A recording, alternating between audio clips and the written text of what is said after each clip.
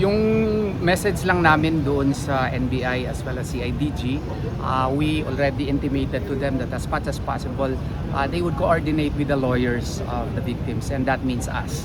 And we would like to inform you that we'll be writing a formal letter to the Department of Justice requesting for the issuance of an ILBO, no? Wala pong personalan ito against Coach Tab Baldwin, no? So that in the meantime that there is an investigation, para naman po hindi siya makauwi kung saan mag-uwi, dito muna siya sa Pilipinas. Wala po kaming sinasabi na meron siyang liability po dito. Para lamang po magtuloy-tuloy po yung investigasyon, magre-request kami sa Department of Justice na may immigration lookout bulletin order muna sa kanya. Yun po ang ipapadala namin yan ngayong gabi or tomorrow morning, and I hope and pray that the DOJ will act on it, no, through the Bureau of Immigration. Sir, what were gathered by the CIDG and NBI lang today? What happened po, sir? Yung mga details nun, wala pa kaming alam, no?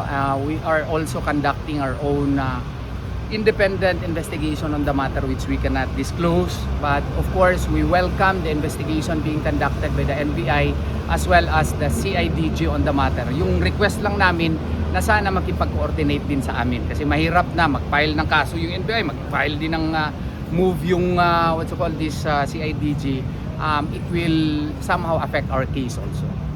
Okay? Sir, yung ILBO for Coach Tab only? In the meantime, kasi yun lang ang alam namin na siya lang ang foreigner eh. Kung meron pang ibang mga what you call this information na ma-receive namin, we might move for issuance of ILBO also. When are we expecting this letter to be sent to the DOJ, sir? Well, we are actually granting this interview so that makarating na sa kanila. The DOJ can act motu proprio on it, no, based on our request. But we will be sending a letter either tonight or at most tomorrow morning. How about a letter to the UAAP or to the Ateneo to maybe suspend Coach Tab as investigations are ongoing? In the meantime, doon muna kami sa ILBO. Okay. Okay?